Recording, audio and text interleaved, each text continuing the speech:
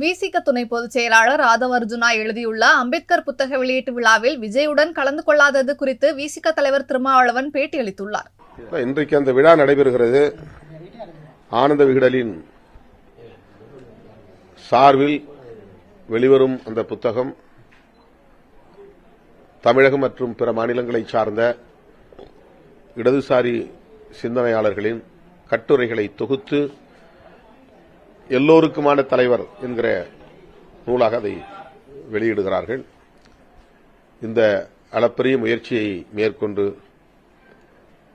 புரட்சியாளர் அம்பேத்கர் குறித்த புத்தகத்தை வெளியிடுகிற விகடன் பதிப்பகத்திற்கு என்னுடைய பாராட்டுதலையும் வாழ்த்துக்களையும் தெரிவித்துக் கொள்கிறேன். அந்த நிகழ்விலே பங்கேற்பதற்கு எனக்கு அழைப்பு விடுக்கப்பட்டது.